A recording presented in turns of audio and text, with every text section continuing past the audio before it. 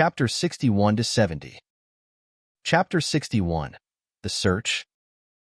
As night fell, several large trucks loaded with supplies moved under the cover of darkness, leaving the hotel's vicinity and returning fully loaded. The farm's gates swung open as Hiroshi drove his truck inside, parking at the entrance to the first-floor warehouse. Since leading the team to eliminate Wells and his gang, Jimmy had received a generous share of food supplies and felt immensely grateful to Hiroshi. There was no way he could hold back Hiroshi's truck now. With a creak, Hiroshi opened the truck's cargo hold and began unloading the contents. Although the farm had no shortage of food, Hiroshi selectively took spices, snacks, and a small portion of other items. Despite this, the warehouse was still filled to the brim. Looking at the fully stocked warehouse, Hiroshi estimated that he wouldn't need to purchase new spices for at least 2 years. The operation had yielded great rewards, and more importantly, it had resolved a significant threat. He felt a surge of happiness and hummed a tune as he walked upstairs, contemplating what kind of dinner to prepare for himself tonight. Meanwhile, in the LA Villa district, Sally sat in her room, holding a laptop and intently watching the screen. It was a surveillance video from the night Hiroshi had infiltrated her villa. She had obtained the footage from the security team and was scrutinizing it frame by frame, searching for any clue. However, Hiroshi had masked his face that night, and the video quality wasn't high enough to provide clear details. She could only make out the outline of his back. "Damn bastard," Sally muttered, chewing on a Peppa Pig cookie, her voice muffled. "I'll find you and tear you apart." Her words were filled with hatred and a desire for vengeance, but her cute expression and soft tone diminished the ferocity, making it sound almost like a lover's playful complaint. Despite her lack of venom, Sally had been genuinely terrified. She had never experienced such close contact with a man before. It's driving me crazy." She finished watching the footage again without finding any identifying details. One thing was clear. The intruder was incredibly agile and far more physically capable than an average person. When she woke up that night, she found that the 2 burly men brought by Christopher had been injured, and the intruder had escaped, evading the security guards with ease. Over 20 guards failed to catch him. "They're all useless." Sally fumed, her brows furrowed. "I pay so much in property fees every year just to support these incompetents. My house was invaded days ago, and they still haven't found any concrete leads. I can't rely on the security team or the police." After the invasion, Sally immediately reported it to the police. However, due to the shortage of officers in South City, the dispatcher had replied, "We will verify your report within 24 hours. Please keep your phone available. Thank you." 2 days had passed without any follow-up from the police, and subsequent calls to the emergency number only resulted in busy signals. The crime rate in South City had skyrocketed, overwhelming the police system. "It seems I can't use conventional methods to find the intruder," Sally thought, shutting down her laptop. She opened a drawer on her vanity table and pulled out a transparent evidence bag containing a single 5-centimeter-long hair. Carefully, she retrieved the hair and placed it in her palm. It was the only clue left by the intruder, found in the lace of her nightgown. If she hadn't been meticulous, she might have missed it. Her only option now was to conduct a DNA comparison to identify the owner of the hair. Although it was a laborious and vast task, she had no other leads. Finding the intruder was her only way to regain peace of mind. After a moment of silence, she put on a jacket and left her room. Christopher was sitting in the living room, watching a nature documentary. Seeing Sally descend the stairs, he stood up and smiled gently. "Miss Sally, are you feeling better? Your massage techniques worked wonders." "I feel no pain today," Sally replied politely, her demeanor shifting to a cold and reserved tone as she stepped out of her private space. "Mr. Christopher, I've chosen a location for your research institute. It's near the farm, in a factory that went bankrupt due to the mutations. It's quiet and secluded, just as you wanted." "Thank you, Miss Sally," Christopher said, bowing slightly with a traditional air. "No need to be so formal." Sally smiled awkwardly, uncomfortable with Christopher's old-fashioned manners. After a pause, she continued, "If the institute is opening soon, you must be very busy, right?" Sensing the underlying implication in her words, Christopher adjusted his glasses and asked with a smile, "Is there something you need help with, Miss Sally?" Sally smiled back and held up the evidence bag. "Actually, I have a rather embarrassing request. Since you're an expert in human biology, could you help me do a DNA comparison with this hair to find someone in South City?" Christopher raised an eyebrow. To search the entire South City would be like finding a needle in a haystack. Not only would it take an enormous amount of time to compare nearly 100,000 samples, but obtaining DNA samples from everyone in the city would be a massive task in itself. I advise against this unless the person is extremely important to you. Even with the resources of Stardust Company, this task would be extraordinarily difficult. Is this person very important? Christopher asked habitually. Sally hesitated, disappointed. Not really. I'm trying to find the intruder from that night. If it's too difficult, forget it. Christopher's eyes suddenly gleamed with sharp excitement. No, it's not too difficult, he quickly corrected himself. Miss Sally, I'm willing to help you with this. Chapter 62, Plain and Simple. Big brother, I'm starving to death. As Hiroshi pushed the door open and stepped into the living room, he was greeted by two pairs of eyes that almost glowed green with hunger. Kiko and Benji rushed over, whimpering and expressing their grievances. On the table was nearly a whole bowl of fruit pits, gnawed clean. It was clear that in Hiroshi's absence, Kiko and Benji had been surviving on fruit. Hiroshi opened the fridge, only to find the fruit compartment empty. That was at least 5 or 6 pounds of fruit, worth thousands if sold on the market. Kiko and Benji had devoured hundreds of dollars worth of fruit in just 8 hours. I left you food this morning, didn't I? Hiroshi checked the kitchen. The small bowls that had held meat porridge and rice were spotless. Wasn't it enough? Benji barked as if trying to explain something. Of course it wasn't enough. Kiko interrupted Benji bluntly, pouting. Big brother, you don't know, but Benji can eat a lot now. It ate most of the rice you left. I barely got any. She gestured with her little finger to show how little she'd eaten. Hiroshi raised an eyebrow and looked at Benji. Profile, Benji. Breed, Czech wolf dog. Age, 3. Strength, 7. Intelligence, 3. Speed, 14. Adult human standard, 10. Spirit, 6. Hunger, 75. Evaluation. This is a Czech wolf dog with extraordinary size and physical capabilities. Its teeth are sharp and strong, and its bones are robust. It is fierce enough to take on a North American gray wolf without being at a disadvantage. Without a doubt, it is a king among dogs. Yet it is often wrongfully accused and bullied by its owner's little sister. This might change once its FOXP2 gene is fully activated. After consuming radiation-proof food for 10 days, Benji's size had increased, and so had its appetite. What surprised Hiroshi more was the mention of activating the language gene in Benji's evaluation. Could the radiation-proof crops not only enhance physical strength, but also awaken latent abilities? The thought of a talking dog was amusing. Benji, I know you're hungry, but Kiko is growing too. The food I left was meant to be shared equally, understand? Hiroshi patted Benji's head and headed to the kitchen. Don't do this again. Benji seemed to understand, turning to glare at Kiko.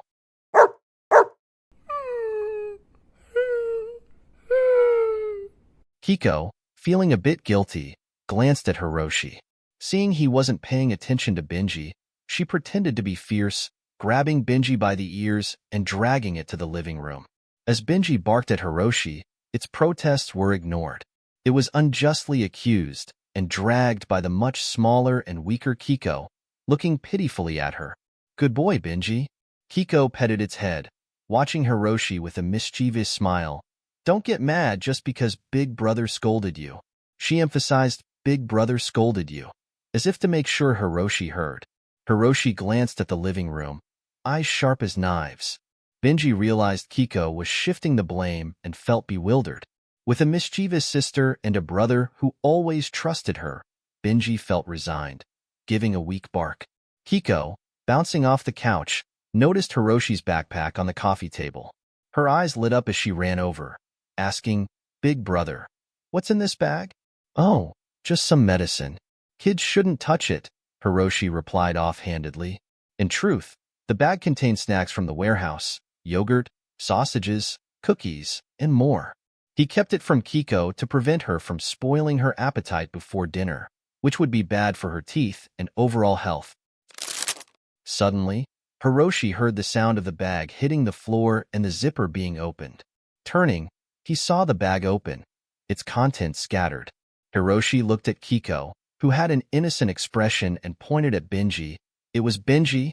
Benji, sitting nearby, glanced at the zipper and then at its own paws, which were too clumsy for such a task. It felt a twinge of exasperation, even wanting to laugh. If Benji could speak, it would say, "Yes, it was me. I did everything. I am the embodiment of evil, the spawn of Satan, here to destroy you foolish humans." Hiroshi sighed. "Kiko, are you being silly, or do you think I am?" "Big brother, you're lying," Kiko accused, pointing at the scattered yogurt and cookies. "These are delicious, not medicine." Big brother said not to lie, but now you're lying. Hiroshi felt a headache coming on. He didn't know the best way to educate a child.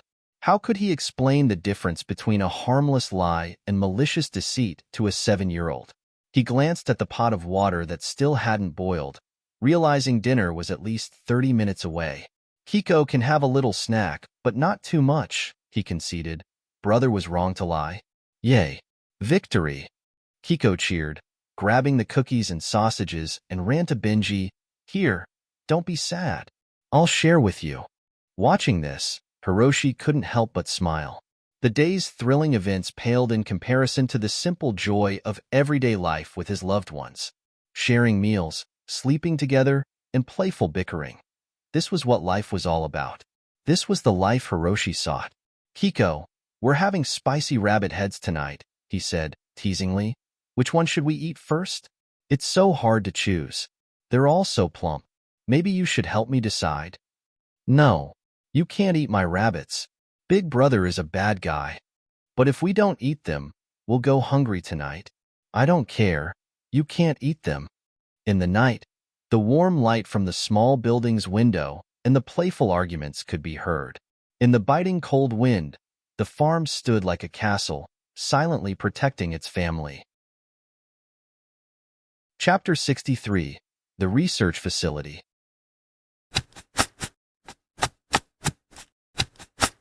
3 days had passed since Hiroshi defeated Wells. By now, his fish pond had been fully excavated, and the muddy soil had been transported out of the farm. Due to the original irrigation system, the farm used well water instead of tap water. So now, Hiroshi connected a long plastic hose to the well pump.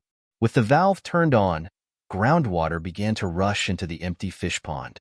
Despite the daytime temperatures hovering around -20 degrees, the well hadn't frozen, and cold groundwater steadily filled the 3-meter-deep fish pond. Hiroshi opened the marketplace interface. Resources, livestock, aquaculture, disinfectant, purchase times 30 liters. Cost, 3,000 points.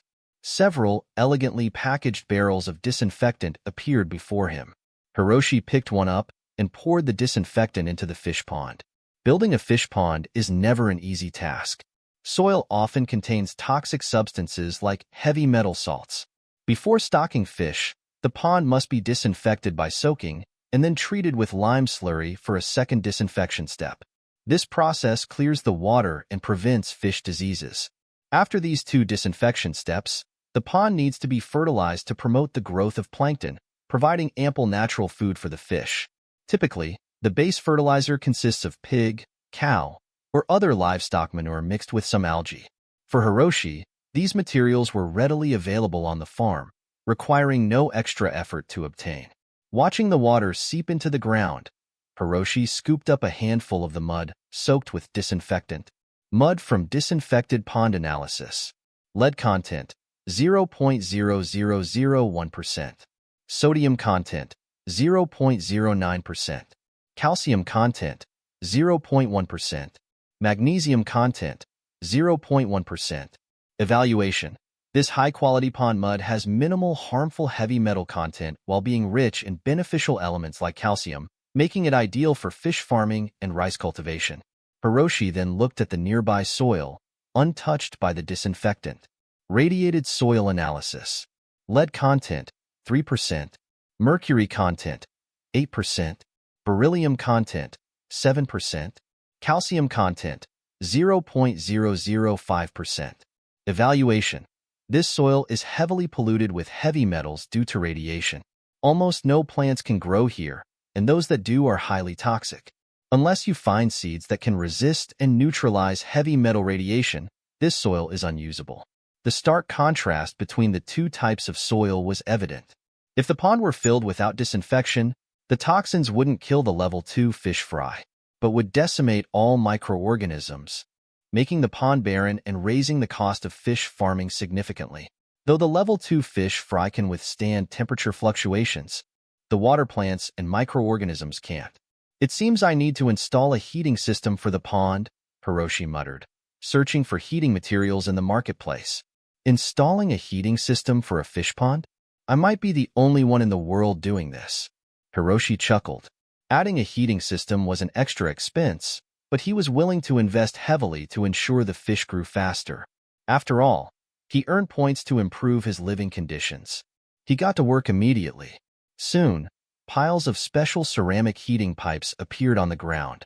Hiroshi needed to connect these pipes to a boiler and wait for the first batch of disinfectant-treated water to settle before installing them. It was a massive undertaking. Meanwhile, less than a kilometer from the farm, a dozen large machines were busy constructing a new building on the site of an old, abandoned factory.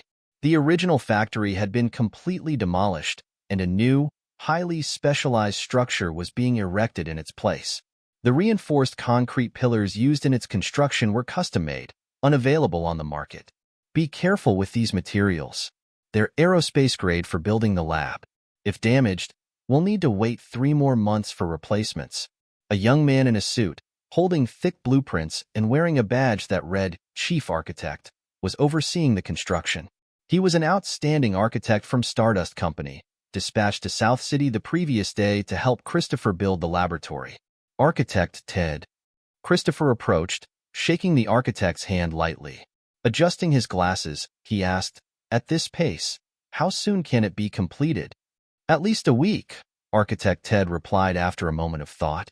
"The main difficulty lies in reinforcing the storage room to withstand a direct impact of 200 tons. I need to specially fortify the control room structure." "A week," Christopher mused for a moment, then nodded with a smile. "Thank you." Architect Ted looked at Christopher, hesitating before asking curiously, "Researcher Christopher, I have a question. If this lab is just for developing emergency medicine, why reinforce the storage room to such an extent? With a capacity to withstand 200 tons, it's stronger than the Berlin Wall, known as the Iron Wall. This doesn't seem like a lab. It's more like," Architect Ted paused, choosing his words carefully, "a prison. A cage for something monstrous like Godzilla." Christopher's expression remained unchanged.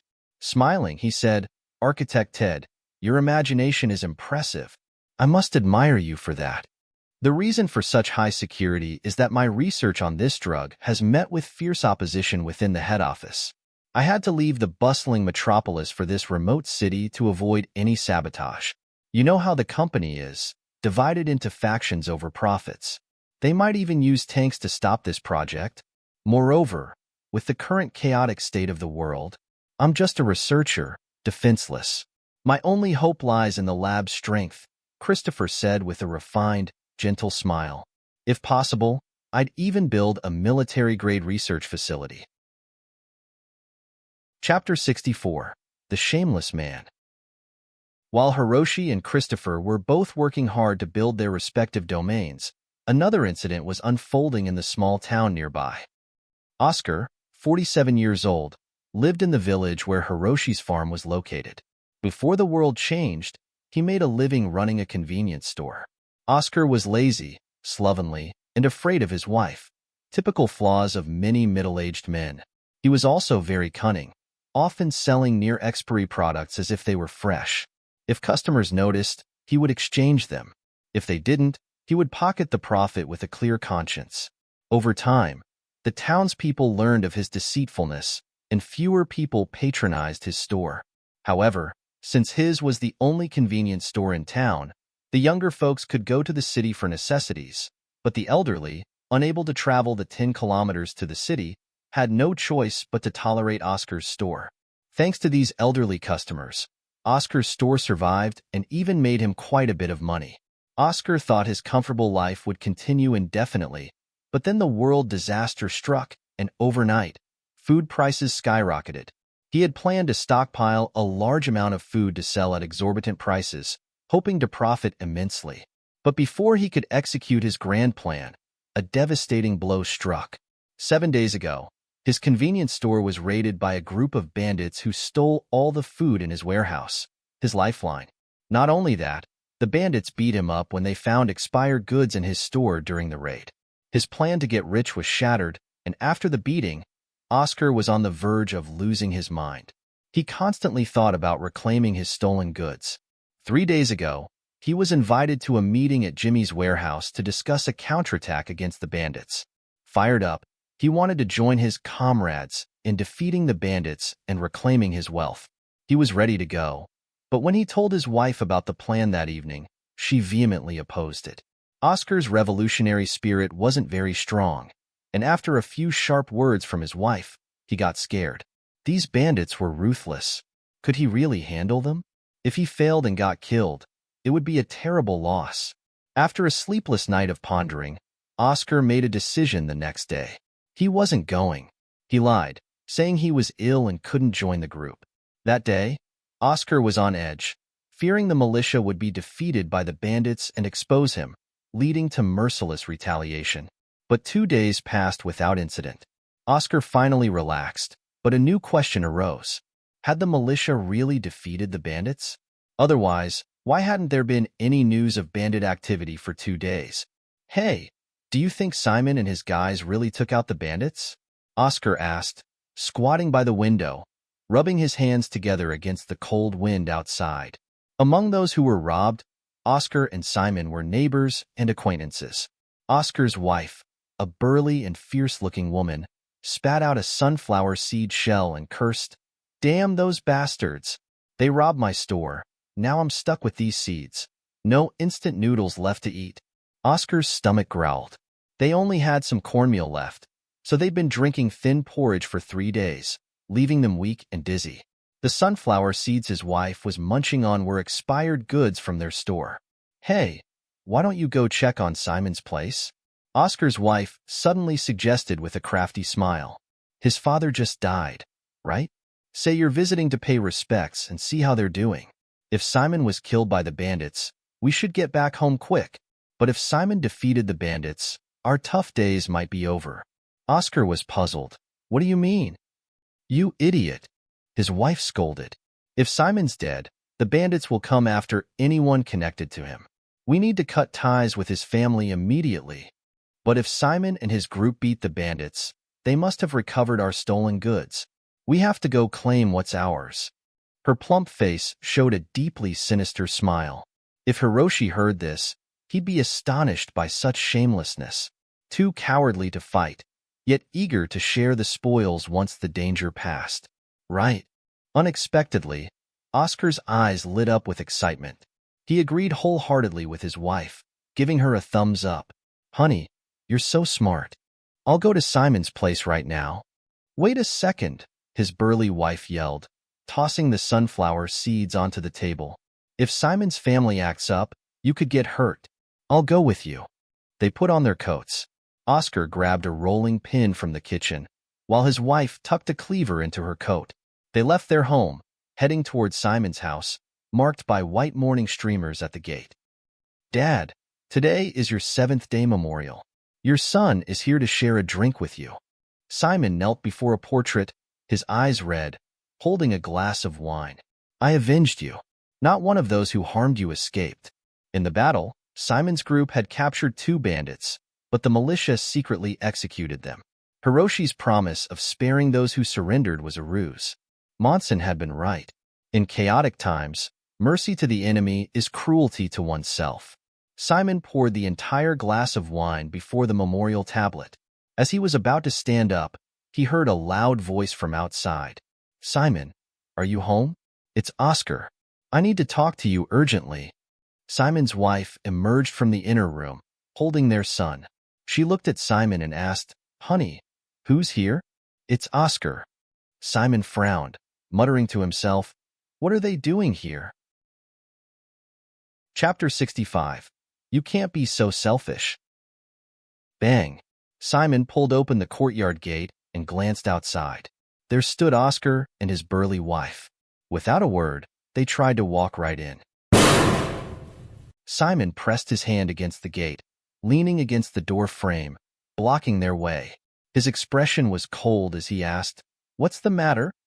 Ever since Oscar had backed out of joining the militia last time, Simon had felt a bit disdainful towards him.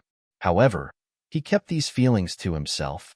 After all, their houses were close to each other, and it would be awkward if they had a falling out. But even so, Simon didn't want much to do with them. On top of that, it was his father's 7-day memorial, so his mood was already pretty foul, making his tone even harsher. Seeing that Simon had no intention of inviting them in, Oscar and his wife's faces soured, but they quickly put on forced smiles. "Simon, we're so sorry we couldn't help much with your father's hurried funeral. We felt so bad about it.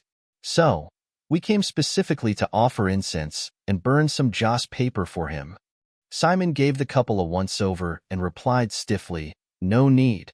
We've already dismantled the mourning hall. Today's his 7-day memorial, and it's enough that his son is burning incense for him." Simon didn't believe for a second that Oscar and his wife came out in the cold just to offer incense. His father had been swindled by them numerous times when shopping at Oscar's store. "Look, we're already here, so just let us in." Oscar tried to squeeze through, but stopped when his wife gave him a nudge. He stood there, looking dumbly at her. "Brother Simon, since it's inconvenient today, we won't come in," Oscar's wife said with a smile. "Actually, we came for another reason too." "Huh?" Simon showed a knowing smile and responded, "What is it? Speak up." "It's like this. You guys were forming a militia to fight those food-stealing bastards a few days ago, right? We want to know, did the fight happen? How did it turn out?" Oscar's wife rubbed her hands together and grinned. "So, that's why you're here." Simon's eyes showed a hint of disdain as he looked at Oscar. Then, pretending to be confused, he said, "I remember you were part of the militia, Oscar. You didn't join us that day? You should know the outcome." Oscar's face turned bright red. No matter how thick-skinned he was, Simon's unfiltered sarcasm left him at a loss, standing there awkwardly. "Well, I was all ready that morning, but then my stomach acted up. It was so bad I couldn't get out of bed." Oscar quickly composed himself, finding an excuse he had prepared to cover his cowardice. "Oh, I see." Simon feigned realization, smiling. "I thought you were one of us risking our lives that day." "Ashamed. Ashamed." Oscar's face flushed red and black. Smack. Oscar's wife slapped his arm, prompting him to say, "Brother, just tell me the truth. What happened to those bandits?" Simon, losing interest in mocking Oscar, paused before replying, "Those bandits won't be coming back. They're dead." Oscar's eyes lit up. Simon didn't answer directly but said, "You don't need to know the details. Just know they won't trouble you again." With that, Simon moved to close the gate. But Oscar suddenly grabbed Simon's wrist, bracing his shoulder against the door. "Wait, how can I not know? I need to be sure they're dead to reclaim my stuff." Simon was stunned for a moment before asking, "Your stuff? What stuff?" "My food and money they stole." Oscar grinned broadly. "Brother Simon, I know you wiped out those bandits and brought back our stolen goods. You can't be so selfish, keeping everything for yourself. Give us back our share." Simon laughed in anger. He knew Oscar and his wife were shameless, but hadn't realized just how brazen they were. "You didn't dare to fight, but now you're eager for the spoils. I've never seen such a despicable person." Simon roared, pointing at them, "Get lost. As far as you can." Oscar and his wife's faces changed. Since Simon had started cursing, there was no need to pretend anymore. They decided to tear off the facade. Simon, I'm telling you, the bandits stole our stuff. If you've recovered it, some of it must be ours. It belongs to us, and you can't keep it all. Oscar's wife, glaring fiercely, moved to kick the door. Give us back our food. If the bandits stole your stuff, go ask the bandits for it. Why come to me? Simon sneered. I didn't steal your things. Don't be stupid. You killed the bandits. Who else should we ask but you? Oscar, also glaring, reached into his coat for the rolling pin. Simon frowned. He didn't want a conflict at home, especially with his wife and child present. Listen, the bandits are dead, but I didn't recover your things. Believe it or not, I have nothing more to say. If you want your stuff, find the bandits. Simon pushed Oscar away and moved to shut the door. At that moment, Simon's wife came out holding their son, who happened to be eating a piece of chocolate. Darling, lower your voices. You're scaring the child. Simon turned to see his wife, his son holding a piece of chocolate. His scalp prickled with alarm. That chocolate came from the loot, and Oscar's store was the only place that sold such unwrapped chocolates, rewrapped by his wife to look like high-end chocolates. That's our snack. Oscar's wife shrieked, pulling out her knife and waving it around. You did take the loot. Give us our stuff. Oscar, emboldened, pushed Simon aside and charged in with his rolling pin. What are you doing? Damn you! Simon staggered back, regaining his footing just in time to see Oscar and his wife, like crazed robbers, rushing into his home. His wife, stunned, stood in their way. Don't block the way. Oscar's wife swung her knife wildly, slashing Simon's wife across the forehead, blood gushing from the wound. Ah! Her scream pierced the sky. Mommy! What's wrong?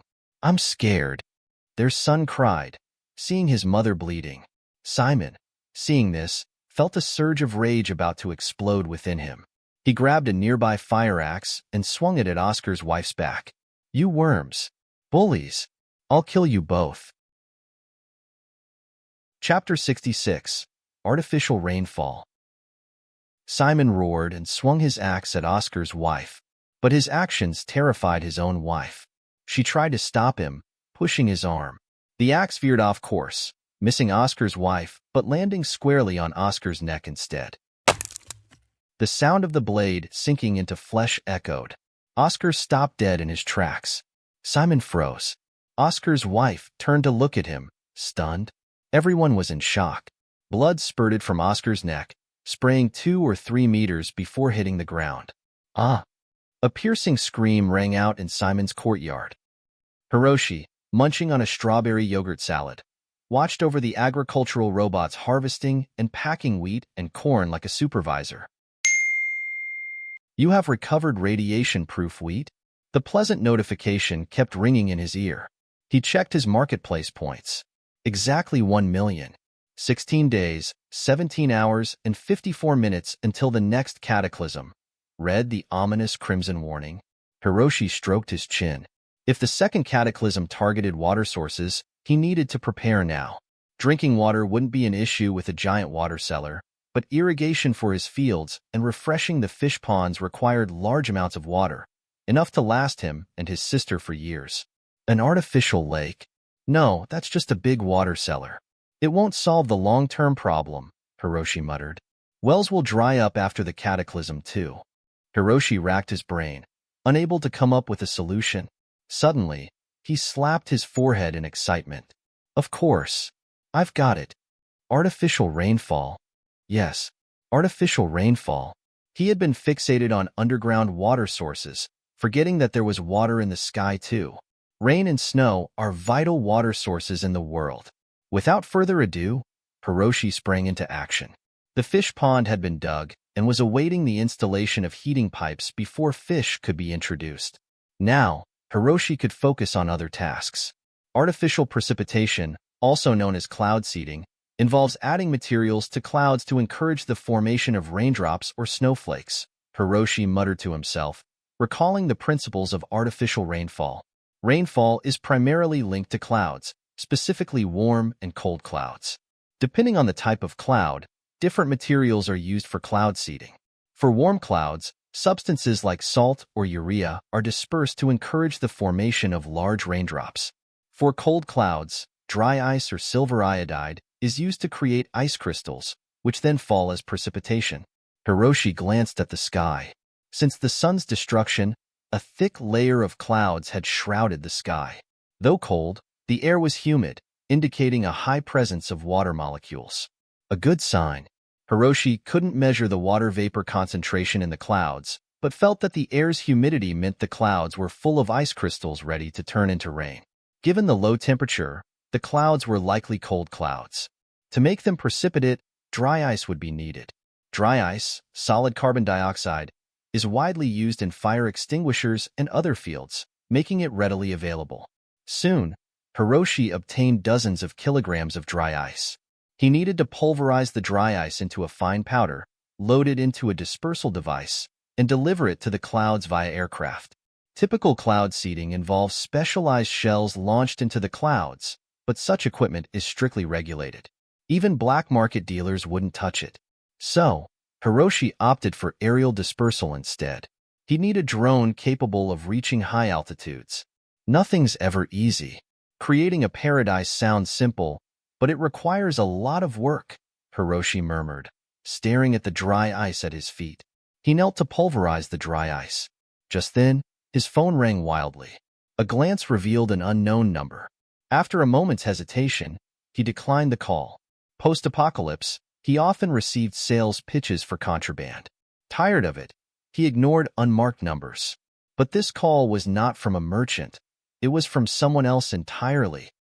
Meanwhile, at Simon's home, his wife stood helplessly in the courtyard, clutching their child. She looked from the blood on the ground to the distant police car, feeling a wave of despair. How could it be so coincidental? One swing of Simon's axe had struck Oscar's carotid artery. How could it be so coincidental? A patrol car had passed by, heard the scream, and officers had rushed in to find the scene, cuffing Simon and hauling him away. How could it be so coincidental?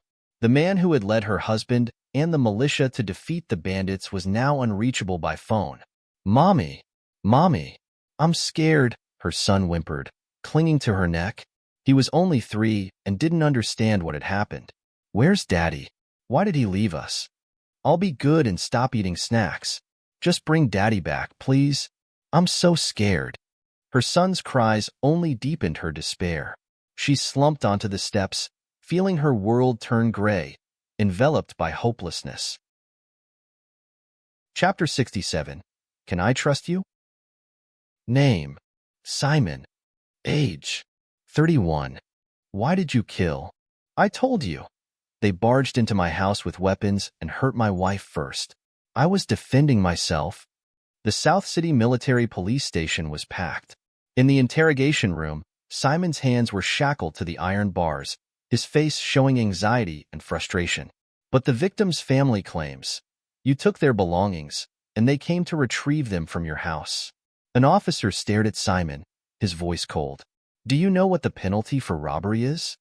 According to wartime protocols, engaging in robbery, kidnapping, or other serious crimes after a level 2 alert gives us the right to execute you on the spot. Simon was furious. Why do you believe them and not me? Do they have any proof? Of course they do. The officer showed no emotion as he retrieved some packaged food and a receipt from an evidence bag.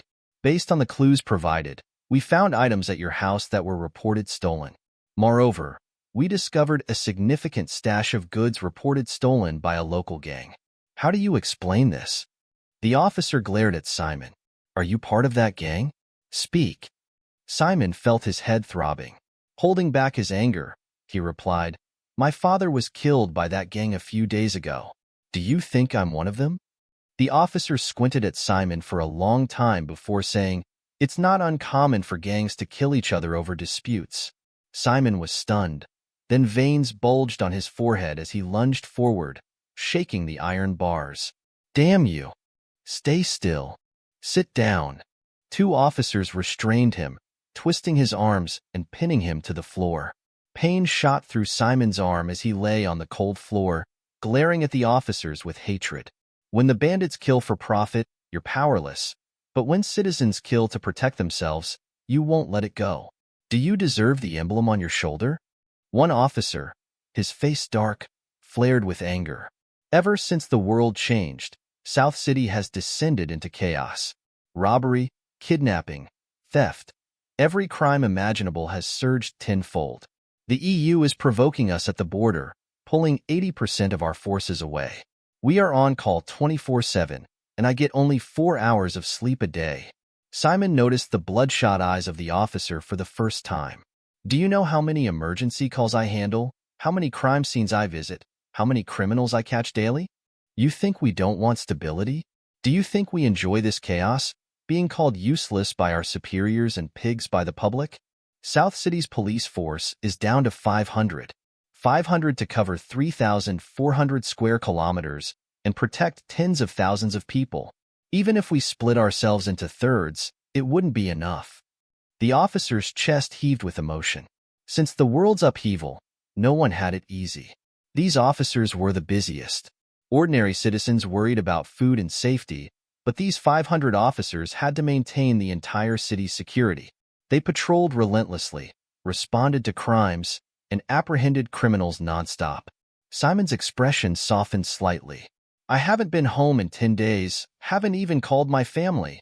The officer's voice dropped, removing his hat and looking at Simon with a blank expression. I'm not seeking sympathy, just letting you know no one has it easy now. We will investigate every act of disrupting public order, including your case and the robbery gang.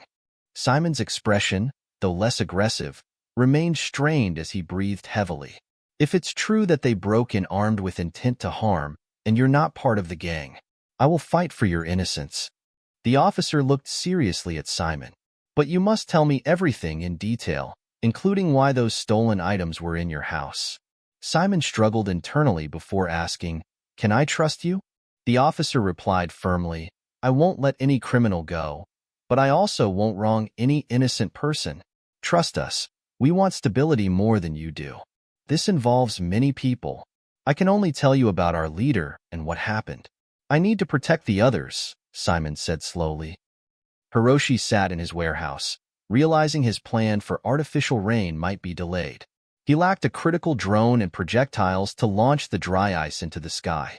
The Points Marketplace had these items, but at an outrageous price. A drone capable of carrying 50 kilograms cost a staggering 90,000 points. His hard-earned points would be nearly wiped out. This will have to wait until I have more points, Hiroshi sighed, realizing he had oversimplified things. Suddenly, the radar alert sounded. Warning, visitors at the farm gate. Identified as 3 males and 1 female, armed with Type 54 pistols, threat level 50. Hiroshi was taken aback. Type 54 pistols? Black stars? Only military police carried those. Were the visitors military police? Simultaneously, the gate's image transmitted to Hiroshi's mind. 4 uniformed military police stood at the entrance. Hiroshi's nerves tensed. Someone knocked vigorously on the gate. Is anyone there? The female officer's voice was melodious, like a nightingale. But Hiroshi was in no mood to appreciate it. 1,000 thoughts raced through his mind. Had Jack's situation been exposed? Or had they discovered his intrusion into Sally's villa? Chapter 68. Brother is a Good Citizen. Donna stood in front of the farm's iron gate, wrapped in a thick wool coat, facing the biting cold wind that slapped against the gate. After a while, there was no response from inside the farm. Could it be he's not at home? Donna hesitated for a moment, then turned to the 3 colleagues behind her and asked, This guy is a dangerous individual. The black-faced military policeman on Donna's left spoke in a low voice. According to Simon's confession just now, this Hiroshi possesses strong command and individual combat capabilities, and he may also have weapons of mass destruction. If he resists, the few of us will have a hard time controlling him. By the way, what's the attitude of the higher-ups towards him? Donna paused for a moment and asked, her tone becoming more serious. Are they leaning towards punishment or reward? I have no idea about that. The black-faced policeman shrugged with a bitter smile and continued, Normally, he should be rewarded for eliminating those bandits, because he did something we couldn't do. But he's neither a law enforcer nor acting in self-defense as a victim. Those bandits were guilty, but he didn't have the authority to take their lives. The higher-ups might make an exception and recruit him into the police force, or he might be sentenced to death. Listening to the policeman's lengthy explanation, Donna found no concrete answer, which irritated her. So, basically, you're saying nothing useful? I'm just an ordinary low-level cop. I only have the authority to arrest people, not to judge them. What I say doesn't matter. The black-faced policeman chuckled and shrugged, then leaned closer to Donna and whispered in her ear, "But you're different. If you fancy this Hiroshi, you can talk to your old man and plead for him. Maybe this kid can turn his misfortune into a blessing." Donna gave the black-faced policeman a cold glance and snorted, "Humph. Harry hates it when people use connections or plead for favors. If I don't say anything, this kid might still be okay. But if I do go plea, Harry would probably advise the chief to execute him on the spot."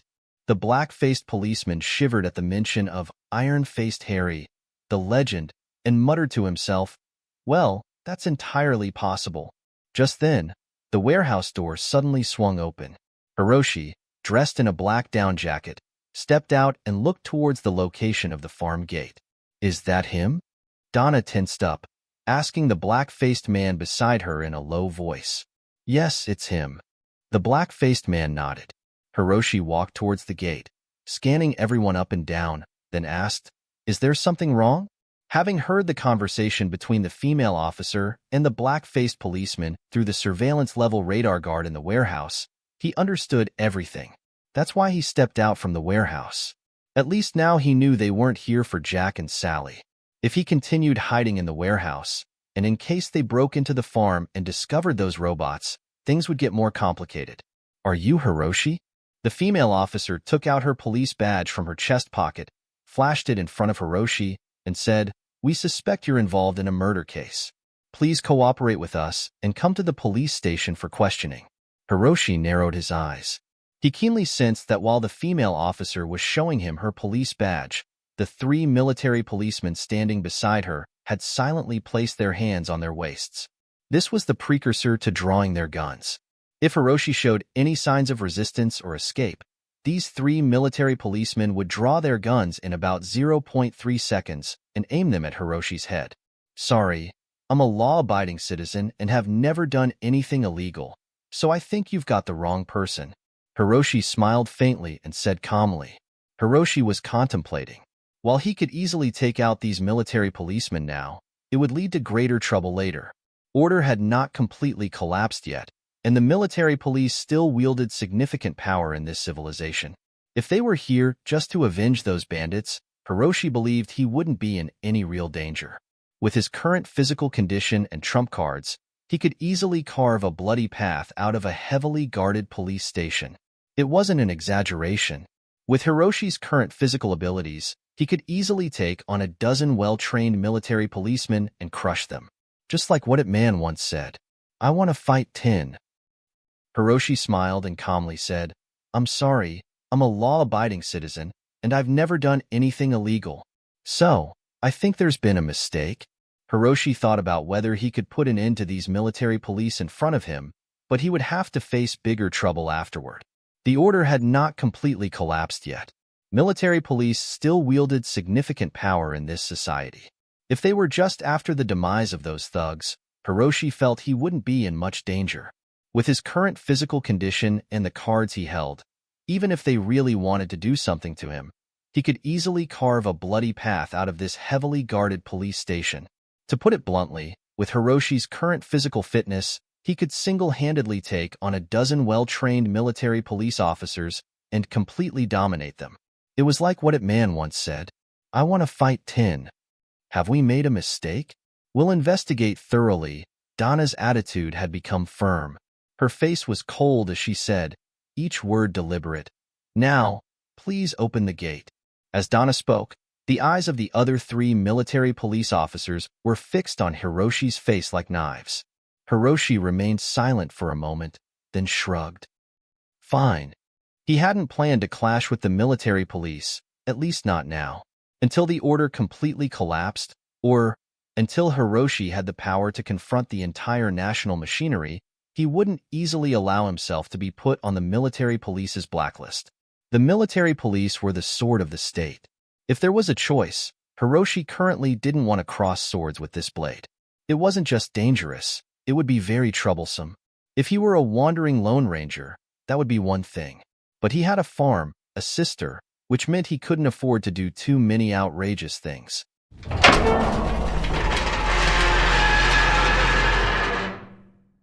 The gate was opened. 2 military police officers still held guns, watching Hiroshi warily. Another military police officer approached, pulling out cold handcuffs from his waist, preparing to put them on Hiroshi. Hiroshi smiled. Those stainless steel handcuffs, if it were 10 days ago, he wouldn't have been able to break free no matter what. But now, to him, they were just ornaments.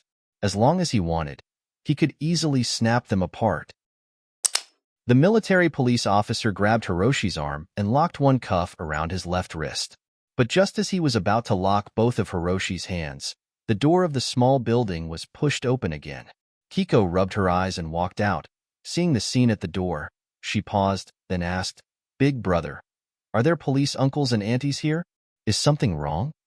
Hiroshi's expression changed instantly when he saw Kiko. After all, he was wearing handcuffs and Kiko, at her age, already understood their significance. But at that moment, Donna suddenly stepped forward, blocking Hiroshi's wrist from Kiko's view. She gestured to the military police officer to remove the handcuffs from Hiroshi's wrist and said with a smile to Kiko, "Little sister, the police aunties are here to give your brother an award certificate because he's a good citizen. Later, your brother will go to the police station with the aunties to receive the prize." "Really?" Kiko's eyes lit up. Hiroshi was taken aback for a moment. Then, a warm feeling surged in his heart, and he couldn't help but silently sigh. This woman seems cold on the surface, but she actually has a kind heart. Chapter 69. I'm going to see him right away. I want to go too.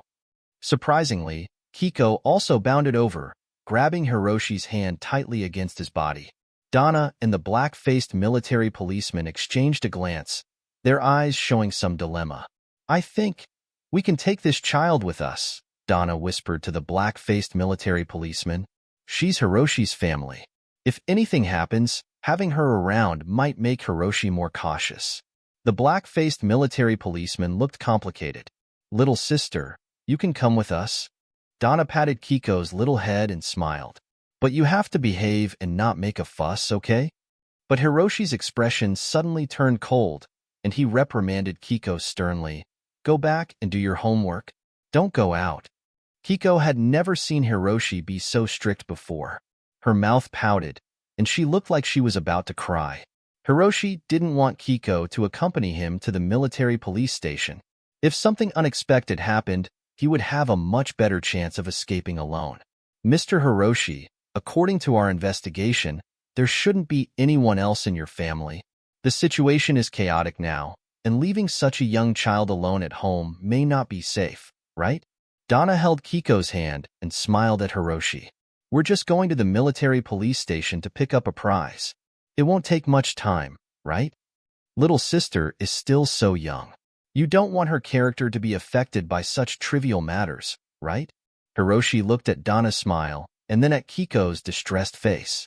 After a moment of silence, he finally compromised. Donna was formidable indeed. She could keenly perceive where Hiroshi's most fatal weakness lay. To Kiko, who was still innocent and naive, the military police were embodiments of justice. Hiroshi wouldn't openly confront them in front of her. However, Kiko's black companion sensed that something was amiss. It bit Kiko's sleeve and gently pulled her back, trying to drag her into the house. "Go away." The black-faced military policeman tried to shoo the companion away. Unexpectedly, the companion responded with a series of frantic barks. "Okay, Kiko can come with us," Hiroshi said softly. Then he looked at Donna and said meaningfully, "But Kiko cannot leave my sight. Otherwise, I don't want the prize, and the person giving it won't have a good time either." Hiroshi's first half was for Kiko's ears, and the second half was for Donna. He was warning Donna that if she tried to use Kiko to threaten him, He would cause them immense trouble at any cost. He had the ability. With the enhancement from the white mutated corn, coupled with his current physical condition, he was like a human tank, an Iron Man. Even if the military police had weapons of mass destruction, they couldn't use them freely in a crowded police station. So, although it seemed like he was at the mercy of others, Hiroshi wasn't actually in danger. Okay. Donna nodded in agreement. They arrived at the military police station, and Hiroshi truly understood how dire the security situation in South City was. The lobby of the military police station was bustling with noise even before they entered. Military police officers were running up and down the stairs, and the police cars outside were howling as officers finished one case and rushed off to another. The temporary holding cells of the military police station were already overcrowded.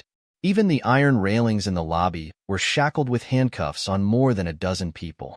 The entire military police station felt like a marketplace. Not only that, Hiroshi also saw several gray-haired retired military policemen who had been rehired due to the special circumstances to help out. Near position 45 of New District Line Number 2, a citizen reported encountering highway robbers. Team 2, go handle it. The suspect of the homicide case in the South Water Bay residential area has been caught. 2 black market arms dealers resisted arrest fiercely and were shot dead by us. The death reports have been prepared and are ready to be submitted to the chief for signing. The conversations of military police officers entered Hiroshi's ears. Hiroshi looked up and saw the tired faces of the officers, all showing signs of exhaustion and bloodshot eyes. Clearly, this was the result of high-intensity work without rest. Seeing this scene, Hiroshi felt slightly calmer. He at least knew that, even in such chaotic times, there were still people who hadn't given up on maintaining order, people who were fighting for the lives and property of all the people. "Madam, you brought the prisoner back?" Just then, a young military policeman walked over, casually asking when he saw Hiroshi and Donna. "What prisoner?" "It's a good citizen who helped the military police arrest the criminals." Donna looked expressionlessly at the young military policeman, subtly pointing to Kiko standing next to Hiroshi. She said softly, "Don't speak nonsense, understand?" The young military policeman suddenly realized, then awkwardly smiled. "Oh, I see. I didn't know this good citizen helped catch which criminal case?" "Wells," Donna smirked. "Wells. Wells." The young military policeman repeated in a low voice, then his face showed a shocked expression. He pointed at Hiroshi, his voice trembling. "Are you saying Wells and his gang were caught by him?" Donna waved her hand, seeming unwilling to say more to the young military policeman. She asked, "Where's Chief Harry?" "Chief Harry is discussing the case in the northern suburbs with Captain Nick," the young military policeman said. "In that case, we'll wait for him." Donna nodded. "Big brother, I'm a little scared." Kiko blinked, looking at the chaotic crowd around her, whispering, "When can we go home?" "Little sister. Sister will talk to brother about the prize. You and Uncle Blackface can sit in the next room and have some cookies." Donna squatted down, holding Kiko's small hand, smiling gently as she pointed to 2 adjoining glass door offices. She said, "Uncle Blackface has Oreos. Let him twist one for you and dip it in milk." The black-faced military policeman froze for a moment upon hearing this, then stuttered. "But wasn't I supposed to interrogate, give out the prize? Why am I taking care of the child now?" "Uncle Blackface is so ugly." Kiko stole a glance at the black-faced military policeman and then looked at Donna, smiling mischievously. "I want pretty sister to feed me." Chapter 70. Chew the peel for me. After a futile round of persuasion, Donna, with no other choice, carried Kiko into office number 2. Meanwhile, Hiroshi and the stern-faced military police officer walked into office number 3. Although called offices, these were actually countless small compartments divided by one-way transparent glass. Office number 2 was specifically used for interrogations, while office number 3 allowed witnesses with confidential identities to observe the proceedings. This arrangement by the military police was to reassure Hiroshi that Kiko was right next door and would not be out of his sight. Seeing this scene, Hiroshi felt relieved. It seemed that today's trip to the police station wasn't as perilous as he had imagined. He had helped the military police take down Wells and his gang, so they should commend him. A slight smile curved Hiroshi's lips. Mr. Hiroshi, do you know this person? As soon as they entered the room, the stern-faced military police officer pulled out a photo and handed it to Hiroshi. Hiroshi glanced down and saw Simon, locked in an interrogation chair. Simon? Hiroshi paused. Seeing Hiroshi's reaction, the stern-faced military police officer confirmed his suspicions. It seemed that Simon's statements were true. Wells did indeed perish by the hands of this young man before him. What has he done? Hiroshi asked softly, holding the photo. He remembered Simon well because in the battle with Wells, Simon had been the most fearless one, despite the personal animosity involved, which also showed Simon's courage. Manslaughter, the stern-faced military police officer took off his cap and said, and he also confessed to your involvement in the shooting. Hiroshi chuckled at the words. He tossed the photo onto the table and crossed his arms.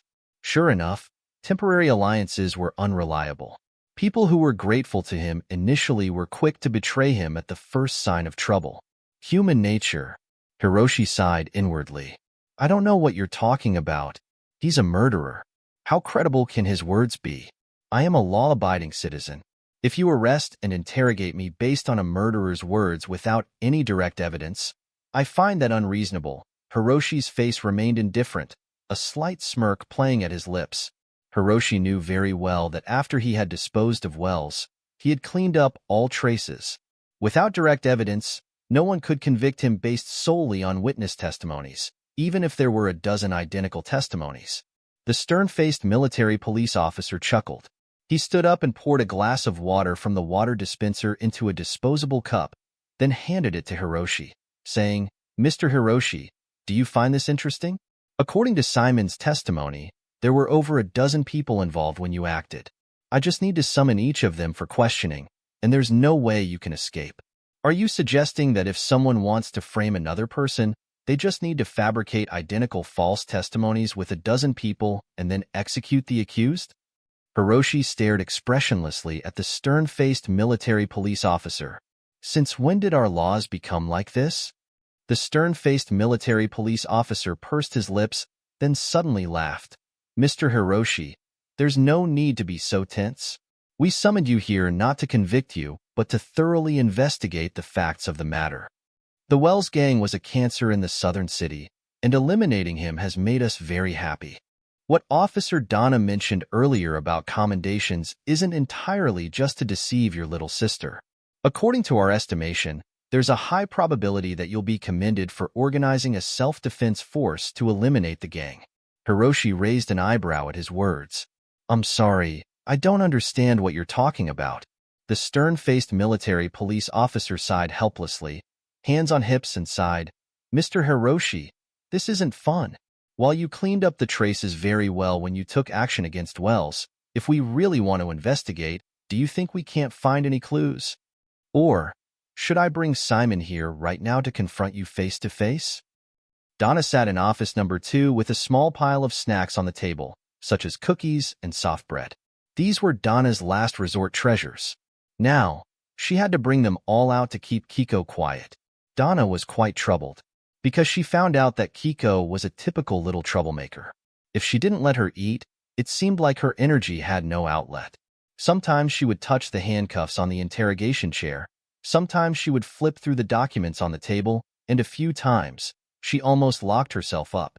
Most importantly, a few minutes after separating from Hiroshi, Kiko started to become restless and fussy, demanding to find Big Brother. You're called Kiko, right? Donna squatted down and asked Kiko in front of her. Uncle Blackface and your brother will be back soon. How about sister tell you a story to listen to? Okay, Kiko nodded while holding snacks in one hand. A long time ago, there were 3 little pigs living in the forest. One day, their mother told them. Donna began, but was interrupted by Kiko after just the beginning.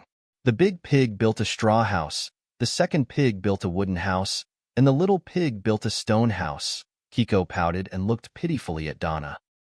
Sister, I've heard this story 800 times. Can you tell me something new? Donna was taken aback, then adjusted her approach. All right, then how about I tell you a story about Snow White? 1,000 times. Little Red Riding Hood? 1,800 times. The Nutcracker? 2,000 times. Cinderella? 10,000 times. Donna rattled off over 20 famous fairy tales in succession. She felt like her head was going to explode. Finally, she conceded defeat. Sister is so boring. No creativity at all. Big Brother's stories are much better, Kiko said, looking disdainfully at Donna. You should eat snacks yourself. Donna felt like her personality had been greatly insulted and slumped into her chair, feeling powerless. She felt emotionally exhausted and wanted to rest for a while, so she closed her eyes. At that moment, she heard a soft plop. It turned out that Kiko's hand slipped, causing an apple to fall into the nearby trash can. Donna suddenly chuckled to herself. Let's see how you handle this. Suddenly, she saw Kiko pick up the apple from the trash can, sneak a glance at her, and immediately pretended to continue resting with her eyes closed. Kiko hesitantly walked over and stood in front of Donna. Donna smirked inwardly. This little girl, mocking me for being unimaginative, now has to come over and beg me? Sister. Kiko timidly spoke up. Donna opened her eyes. Could you help me? Kiko's eyes held a pleading look, her little face pitiful as she held out the apple. Seeing this, Donna softened and was about to take it to wash. Could you help me chew the peel? Kiko flashed a brilliant and innocent smile. Donna's brow twitched, face full of black lines. This little troublemaker was indeed too cunning.